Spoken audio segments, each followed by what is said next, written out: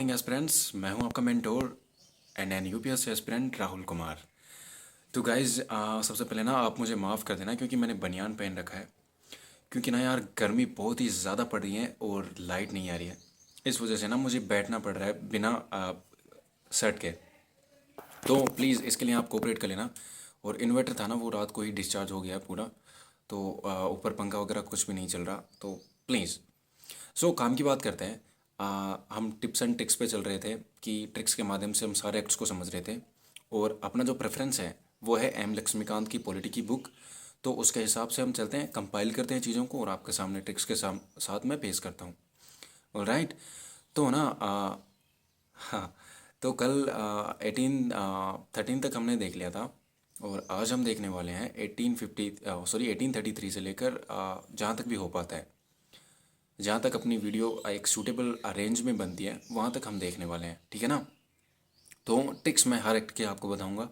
तो जो गधा है ना, बिल्कुल की कुछ नहीं आता, मुझे तो याद ही नहीं होता चला। तो टिक्स में इतना कुछ होगा आपके लिए कि अगर आप अदर एग्जाम्स देते हैं, यूपीएससी के लिए मैं नहीं पूछ रहा, वो हमेशा कॉन्सेप्ट ही पूछता है, तो उनमें बहुत ज़्यादा हेल्प करेगा आपकी। और यूपीएससी के लिहाज से जब हम मेंस में पढ़ेंगे ना, तो और भी ट्रिक्स के माध्यम से पॉलिटी को कवर करेंगे। तो 700-750 पेजेस की वो बुक है जिसको हम कवर करने वाले हैं ढंग से। तो काफ़ी लंबा ये सीरीज जाएगा, पर डेफिनेटली सब कुछ याद होगा आपको। पॉलिटी में ना कुछ भी कसर नहीं छोड़ूंगा मैं। और नेक्स्ट जो प्रीलिम्स लगेगा हमारा 2027 वाला, 23 मई को, तो उससे पहले ही अगर पॉलिटिक पूरी तरह से फिनिश हो जाएगी अपनी, अब मैं ये गारंटी देता हूँ अगले 5 2 3 4 महीने में कंप्लीट कर देंगे इसको।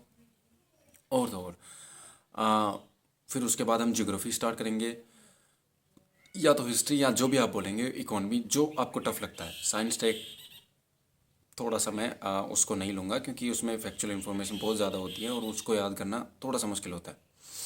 बाकी हम सी सेट को भी बेहतर ढंग से तैयार करेंगे क्योंकि सी सेट में मैंने अच्छा स्कोर किया है। तो आप जो बोलेंगे इसके बाद हम वो तैयार करेंगे। हम पूरा सिलेबस, एक ऑप्शनल भी तैयार, 2 ऑप्शनल तैयार करवाऊंगा मैं आपके इस यूट्यूब पे, अगर टाइम बचता है तो वो होगा ज्योग्राफी जो कि मेरा ऑप्शनल है होगा, और दूसरा हिस्ट्री या पीएसआईआर, जो आपको अच्छा लगेगा वो मैं यूट्यूब पे तैयार करवाऊंगा आपको। जो 3 साल के लिए तैयारी कर रहे हैं उनके लिए पूरा कंटेंट फ्री में ही दूंगा आपको। तो चलिए आज के इस सेशन को शुरू करते हैं ना, ठीक है ना गाइज।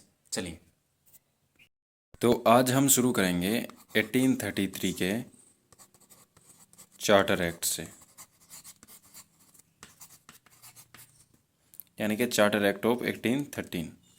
तो इसमें क्या क्या किए गए प्रावधान, ये हम कुछ मोटे मोटे तौर पर देख लेते हैं। तो इसमें क्या किया गया, एआईसी को काफ़ी हद तक कंट्रोल कर दिया गया। एआईसी को कंट्रोल, यानी जो चाय एंड चाइना का व्यापार था, एंड चाइना, तो उनमें भी जो एआईसी की मोनोपोली थी ना, चाय एंड चाइना में भी, उसको भी एंड कर दिया गया। इसके अलावा क्या किया गया इसमें,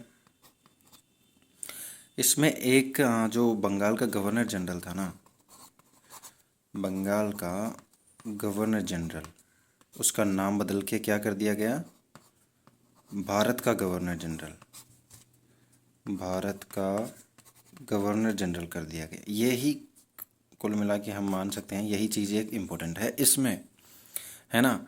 और दास प्रथा, यानी कि जो सर्वेंट वगैरह बना के रखते थे ना, ये अंग्रेज़ वगैरह अपने लिए।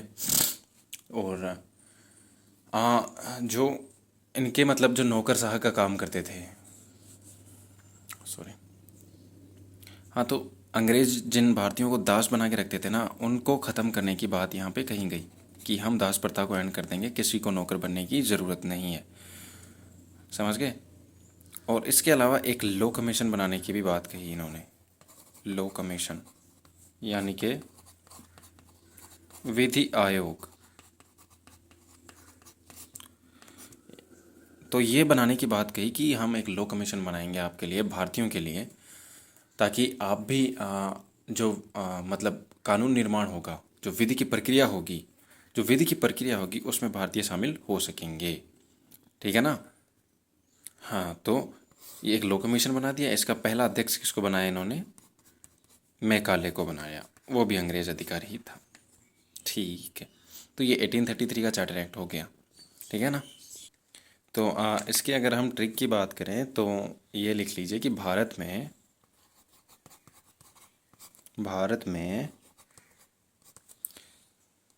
33 दास थे। भारत में क्या थे? 33 दास थे जो तरह तरह की विधि जानते थे, जो विधि जानते थे। ऐसा लिख लीजिए आप, विधि जानते थे। इंग्लिश वाले लिखिए लो जानते थे, यहाँ पे थोड़ा सा कोऑपरेट करना आप लोग का। तो भारत से हम लोग निकालेंगे, भारत का गवर्नर जनरल कर दिया गया, ठीक है। 33 से 1833 का चार्टर एक्ट। दास से दास प्रथा का एंड, जो दास प्रथा थी उसको ख़त्म, ठीक है ना। और विधि विधि जानते थे, मतलब लॉ जानते थे, कानून जानते थे। 33 ऐसे दास थे भारत में जो जो कि लॉ जानते थे। तो लॉ से हम निकाल लेंगे लॉ कमीशन की बात कही गई थी। बस ये 3-4 चीज़ें ही तो थी इम्पोर्टेंट तौर पर, जो हमें याद हो गई।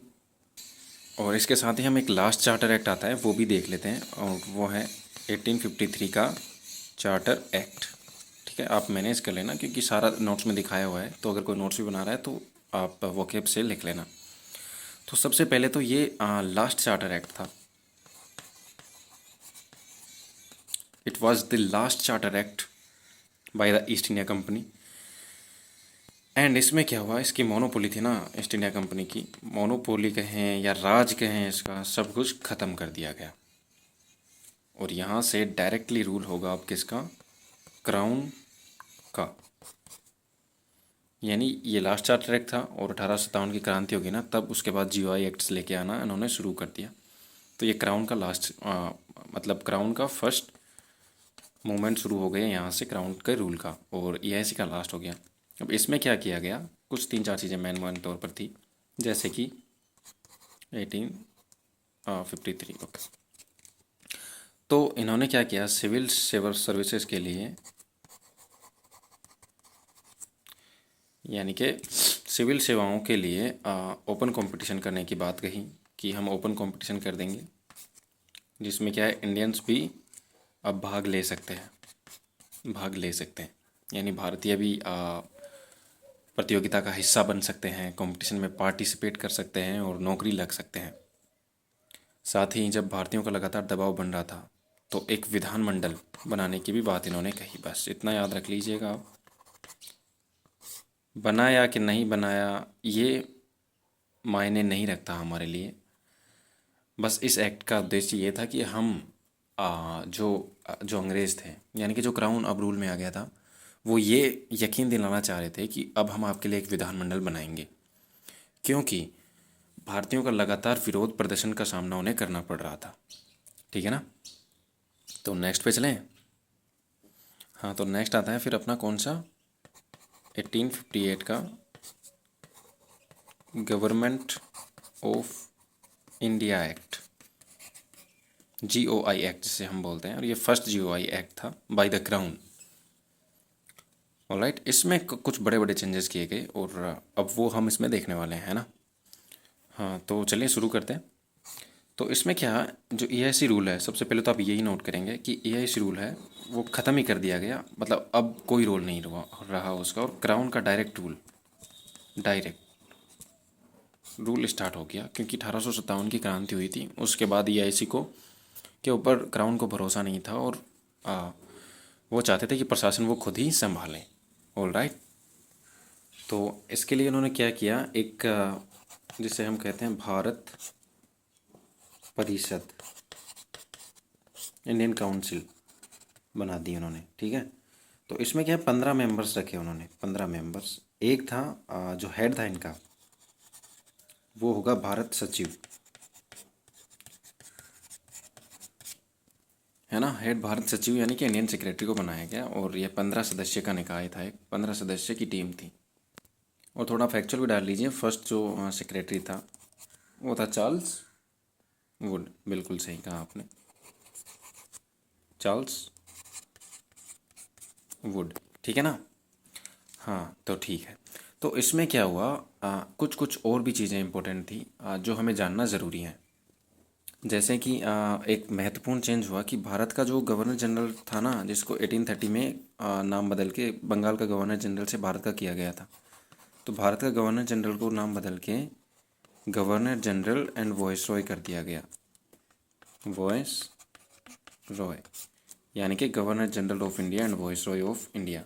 आप ऐसा समझ लीजिए, महत्वपूर्ण यह है कि वॉइस रॉय कर दिया गया उसका नाम, ठीक है। और पहला कौन बनाया गया? लॉर्ड कैनिंग, या कैनिंग जैसे भी आप लिखना चाहें, कैनिंग को फर्स्ट वो बनाया गया इंडिया का वॉइस रॉय। क्वालिटी इश्यू है तो प्लीज़ थोड़ा सा कोऑपरेट कर लेना यार, क्योंकि अभी बोर्ड की व्यवस्था नहीं हो पा रही है, वरना मैं पूरा ही कंटेंट आपको ऐसा गजब देता ना कि मज़ा आ जाता आपको। और सबसे ज़रूरी बात कि जो आपको पढ़ाया जा रहा है ना, जो प्रेफरेंस मैं दे रहा हूँ, वो एम लक्ष्मीकांत के 7th editions, 6 and 7th editions को कंपाइल करके मैं अपने हिसाब से दे रहा हूँ। तो 700 पेजेस की वो बुक है, पर जो इम्पोर्टेंट है पहले वो मैं कवर कर रहा हूँ। इसके अलावा जो इम्पोर्टेंट नहीं होगा वो बाद में कवर करेंगे, छोड़ेंगे कुछ भी नहीं। तो आपको ये मिल रहा है एम लक्ष्मीकांत के हिसाब से। तो ऐसा मत कहिएगा कि मतलब कहीं से भी उठा के कुछ भी लिख रहा है। जो एम लक्ष्मीकांत की पॉलिटी की बुक में लिखा है उसे ही मैंने कंपाइल किया अपने नोट्सों में, ठीक है। हाँ, तो आगे बढ़ते हैं। तो कैनिंग जब वॉइस रॉय बना तो उस टाइम क्वीन थी इंग्लैंड की, कौन थी? एलिजाबेथ। तो एलिजाबेथ ने एक घोषणा पत्र भेजा भारत में कि वो भारतीयों के लिए क्या करना चाहते हैं और क्या नहीं। तो ये 1 नवंबर 1858 को कैनिंग ने कहा इलाहाबाद में पढ़ा, जो आज प्रयागराज में पढ़ता है ना। हाँ, तो वहाँ पे इसने पढ़ा इसको, है ना। तो इस घोषणा पत्र में क्या था ये हम मेंस में डिस्कस करेंगे, तो आप फिलहाल इतना रख लीजिए, क्योंकि इतनी फैक्चुअल इन्फॉर्मेशन याद करना बहुत मुश्किल हो जाती है एक साथ ही। और भी कुछ चेंजेस किए थे, जैसे कि पील कमीशन बनाया इन्होंने, किसके लिए? सेना की समीक्षा के लिए, यानी कि आर्मी के लिए, क्योंकि 1857 में आर्मी ने ही रिवोल्ट किया था, इसलिए इन्होंने पील कमीशन बना दिया। और इसके साथ ही इन्होंने एक और बीओसी एंड बीओडी, या फिर इसे सीओडी, कोर्ट ऑफ डायरेक्टर्स कुछ भी कह सकते हैं, बोर्ड ऑफ डायरेक्टर्स या कोड ऑफ डायरेक्टर्स। हाँ, तो इसको एंड कर दिया गया। किसने किया एंड? कौन था इसका पहला वॉइस रॉय? लॉर्ड कैनिंग ने एंड किया इसको 1858 में। और साथ ही जो लास्ट रूलर था मुगल बादशाह बहादुर शाह जफर सेकंड, हाँ, तो इसका पद समाप्त कर दिया गया और इसको एग्जाइल दे दिया गया। कहाँ पे? रंगून में। रंगून कहाँ पड़ता है? म्यांमार में, म्यांमार। All right. हाँ, तो एक चीज़ इसमें छूट गई और वो है इसकी ट्रिक, क्योंकि ये काफ़ी चीज़ें इसमें ऐड हो गई, तो कुछ ट्रिक्स बना लेते हैं इसकी, अगर किसी को कुछ याद नहीं हो रहा। हाँ, तो ट्रिक्स कुछ ऐसे है कि कौन से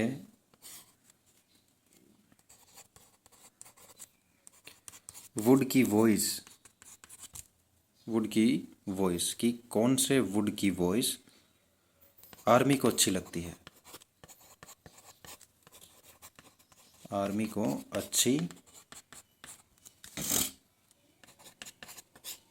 लगती है।